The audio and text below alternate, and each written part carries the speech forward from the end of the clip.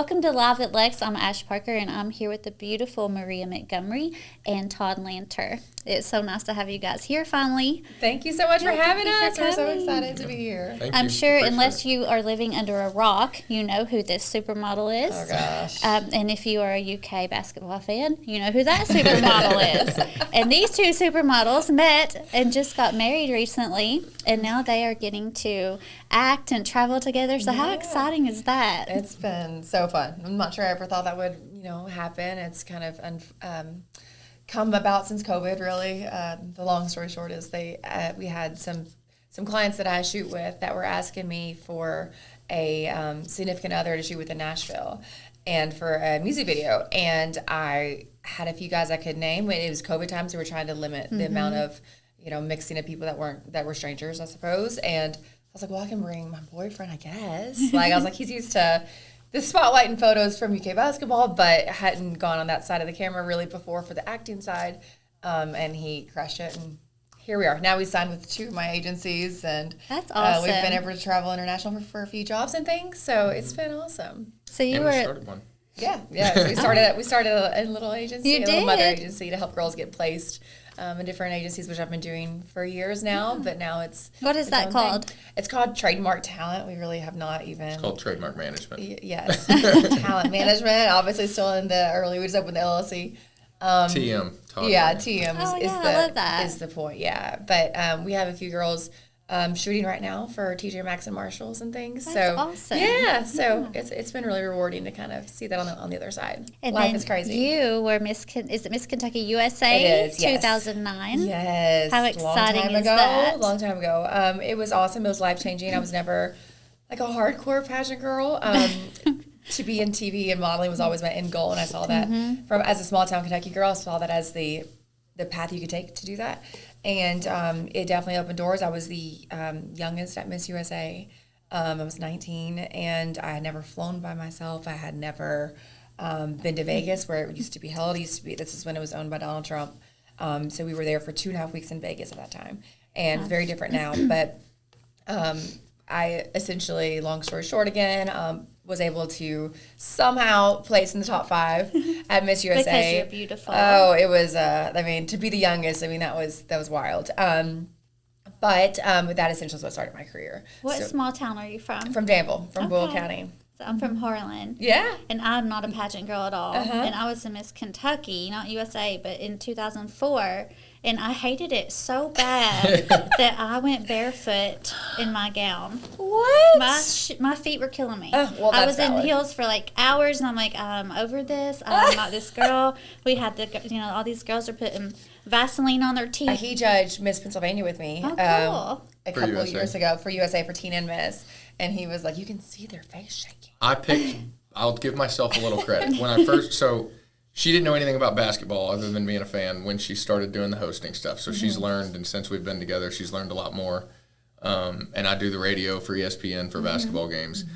And she roped me into the acting and modeling side of things, as she explained, and then the pageantry world. So as I started going to the Miss Kentucky pageant and, getting a relationship with the girls that she coaches and, pulling them along and learning from their families and stuff, I really grew to have an appreciation for what she does in the pageantry space. How different is it from going from UK basketball athlete to this pageant world? That's a total different ball I think game. My biggest thing was it's very different. That I expressed to her was how uncomfortable it made me to tell someone that they're like as with basketball, it's you are in control of the outcome, right? You make a mistake, you have a turnover, you don't hit a shot, like you're responsible for losing the game. With pageantry, as a judge, I'm responsible for the outcome. Yeah. And that put a lot of pressure on me because I know how much it influences young girls' lives. I saw how her life changed from having the chance to win and go on to compete at Miss USA. And then you add in the fact that I'm also dealing with the teen division where these are young women that, are in a very emotional state of their growth process, that I didn't want to be a negative influence during that. So I leaned on Maria a lot to kind of teach me what it meant to be involved and what you learn from it and things. And it was a very cool experience. But I certainly had preconceived notions that were inaccurate. All those girls have such a passion for more than just like walking across the stage in heels, like you mentioned, right? It's like the interview skills that you learn to go on to be able to compete in the job market when you get out of school. And to be a role model. Exactly. Especially for young women. And an advocate for, the things they're trying to raise awareness for. So there's so much more to it than a beauty pageant, which is what my dumb male brain thought. There definitely is. Yeah. It's really their sport. I mean, these girls work at it just like anyone else that's involved in a sport. So it's really cool to be on that side of it, to help them with their interview skills and help them with their stage presence, and to be able to coach the last several winners to watch their life change throughout the year as they move on. So what an amazing feeling. It's very rewarding. And that's why we kind of started the agency side of things too, because all these girls were asking for help getting placed. And I was like, wait a minute, like, why don't I make this like a formal thing? So we did that. He's really good with the business side of things. And then I obviously am really comfortable with helping and guiding the girls. And so with my different agencies that I'm represented with across the country, I can help them start there, get placed there, or if that's not a fit, reach out to other people, other agents I've met over the past 16 years of doing this full time. So it just was a natural fit. And that's wonderful. That's literally the perfect thing for you to do, because you're already so inspiring, especially to young women. My cousin's little girl I think reached out to you, or you might be helping her, Miss Bianca. And I'm going to take some photos for her. So, because I started my little photography killing it business. Thanks. So it's so exciting, especially as women, to kind of be a little boss babe. And, thank you. I feel so blessed and lucky to have been able to work in this industry for I guess it's technically now 17 years full time.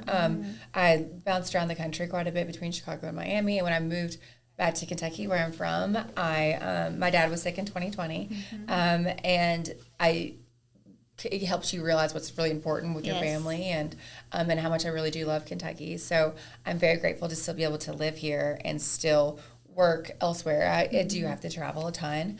But I've seen the industry change a ton. Like, a lot of the small industries are booming now, whether that be, here or Nashville or anywhere else. It's not always LA, New York anymore. Right. And I love that. So to be able to be here to do it full time, I didn't know how to get started. I really think the stars just aligned, and, God had a plan. Yeah, Absolutely. And it worked out for me. But every day I wake up, I think, I'm thankful that I was like, thank you God, this still is happening, because it can stop at any second.